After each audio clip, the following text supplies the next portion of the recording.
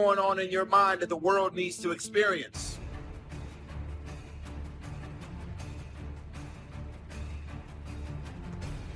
One underneath the other. Just let your dreams run free here, not what you think you can get, but what you want. If everything fell into place, you could have whatever you wanted the next 10 years, what would that be? Little things, major things, insignificant things, doesn't matter. Just make the list. I gotta tell y'all something. The real reality is this. When you decide what you want to do for your life and your career, when God sends you a vision, a bold vision and confirmation around that book you were supposed to write, anything, it's gonna be your family and friends and loved ones to be the first ones to try and talk you out of greatness. Because why? They were never sent that vision. They were never sent that idea. They were never sent that concept. As a matter of fact, if you try and explain it, they're still not gonna get it because you see the invisible. You see what's not there. Only those that can see the invisible can do the impossible. You have to be able to see what's not there in order to pull off the impossible. Be clear in your mind in what you intend to achieve. Know what you are going to do. That doesn't seem like too much to ask. But how often do we see people going through their lives without knowing what they are trying to do, without having any intent, without having a clear mission? I'm talking on an individual level.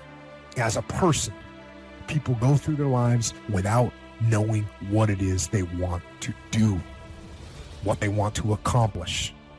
Know what your mission is. Know what your intent as the commander of your life. Know what your intent is, and then fight with everything you've got to win.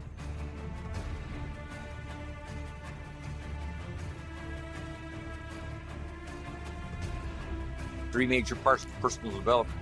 Number one is physical part. Part of success is physical. Some people don't do well because they don't feel well.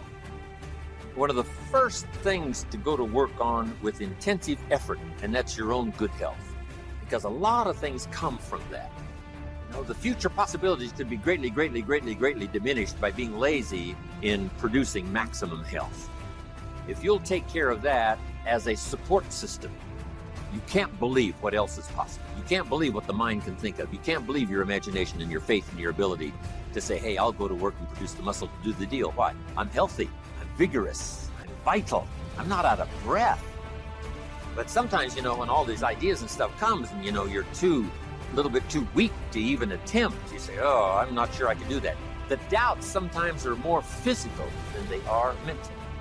You haven't got the vitality to believe it's possible. But if you've got the vitality and the strength and you've got the health to do it, I'm telling you, ideas seem to love to be invested in healthy people that have got the ability and the ambition to pull it off. They've got the health to do it. They've got the strength to do it. So why not start with the health and see if your own vitality would inspire you to more imagination? Because now when you imagine, you can pull it off. But if you can't pull it off, you know, why imagine? The imagination says, why to go to work and spin all these goals and stuff when the body isn't ready to produce?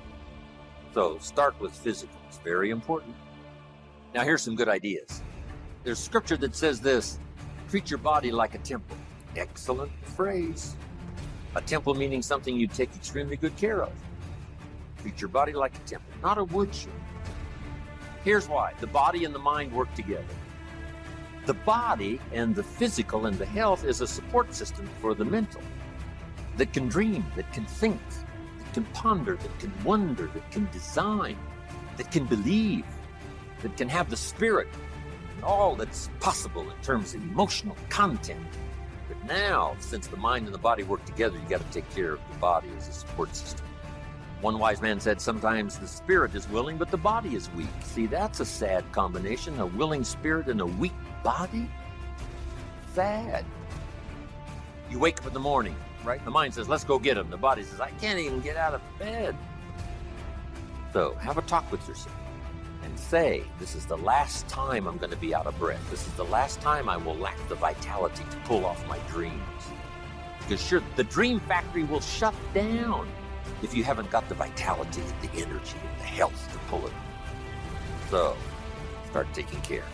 Now here's the key to be conscious of self, but not self-conscious.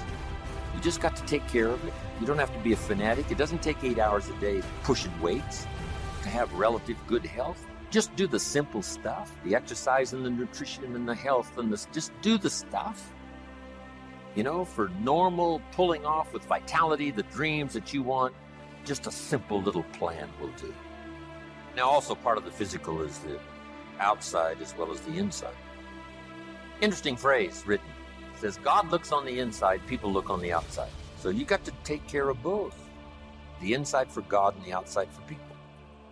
What's the old phrase? You never have a Sarah. Here's what you learn. Each of us need all of us. One person doesn't make an economy. One person doesn't make a symphony orchestra. Each of us need all of us, and all of us need each of us. Each gift is important as we bring it to the table, as we bring it to the community. Now here's the last one on attitude. It's how you feel about yourself. Nothing more powerful than self-confidence to start multiplying your income by 2, by 3, by 5, by 10. It comes from self-esteem, doing the things you know you should do, and at the end of this day, your self-esteem is soaring and high. 3 key words. Remember these words? Here they are. Study, practice, and teach. If you are a believer in whatever religion or whatever spiritual part of your program, these are 3 excellent words. Study, practice, teach. Don't neglect your studies on your own spirituality, whatever its origin, whatever your beliefs. Then practice, put it into practice so that, number 1, you become a good role model, first for your children. Then teach, pass it on. You got to pass it on to the next generation and the next generation. What if the next generation gets a little weaker and the next generation gets a little weaker? Now the family foundation is starting to be weakened, which now weakens the nation because the nation is built up of strong family foundations. Now here's the third part. First is physical, second...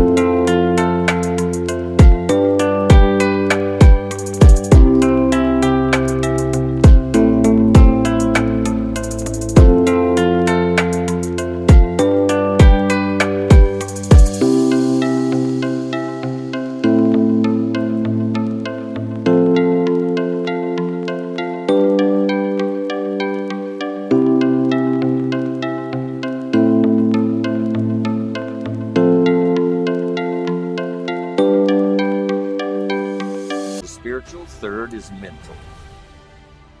Some key phrases on the mental part. First, the mind must be nourished. Food for thought. Bread for the head. Yes, you need a slice of toast in the morning, right, for your body, but you need a slice of cassette you put in the car system and listen and listen. Let something feed your mind. Here's what I teach in one of the other seminars on the mind, and that is stand guard at the door of your mind. Don't just listen to anything and everything. Make sure that you're your own best filter of what goes into your mental factory and spins out the fabric of your life in the future. Stand guard at the door of your mind. Spend time. Be a selective listener. But you got to have a good diet, a good mental diet. When you walk into a home and walk into the pantry of the kitchen, you take a look, what's in this. This family's either going to be healthy or it isn't going to be healthy. A lot depends on what's in the cupboard. What you bring home, right, from the grocery store that you feast on for the body. Now here's what's important. A proper menu for the mind to make sure that it's got a wide range of nourishment. Because the mind needs the full education. The education of the dangers of life as well as the possibilities of life. Life consists of really 2 major things. One is avoiding the dangers and taking advantage of the opportunities. That's what life is all about. Avoiding the dangers and taking advantage of the opportunities. Now, by education, you've got to be able to see both, where somebody points out to you, these are the dangers, these are the possibilities. And if you keep refining your ability to see the dangers, to avoid as many as possible, and to see as many opportunities as possible, and to maximize those as you go and refine and go produce and refine, now that starts to develop the foundation for what we call a good life, a productive life, a fulfilled life. And we need this mental input so that you'll have mental food to feast on long after the lights are out and we've left the premises. Now, we also need mental exercise. We talked about debate earlier. That's good mental exercise. Is it or isn't it? Here's what's important: to debate with yourself, to look at both sides of the issue. You must be a student of tragedy as well as triumph. You must be a student of ill as well as good. Ideas, learning to debate with yourself what's good, what's bad, what's good for you, what isn't good for you. Keep your mind vigorous. Study evil as well as good. You need a good library. And in this library, you need all kinds of diversity. You need a book on Gandhi and you need a book on Hitler. Gandhi to show you how high and lofty someone's ambitions that are noble can go, and the other one to show you how despicable and low someone can sink in terms of pure evil embodied in a human. Don't be afraid of the debate. Don't be afraid of the health debate. Don't be afraid of the religious debate, the spiritual debate. Don't be afraid of something you believe in to be challenged, because that's where the vigor and the flourishing of something is. It survives the debate. If it survives the debate, it's a pretty good idea. Okay, mental exercises. So, feed the mind, debate, exercise, a continual diet. Can't go too long in between the classes and schools and seminars and the sermons where things are being taught of value. Here's what else is important. You got to go to everything you can afford. Have a good plan, weekly plan, monthly plan to go to.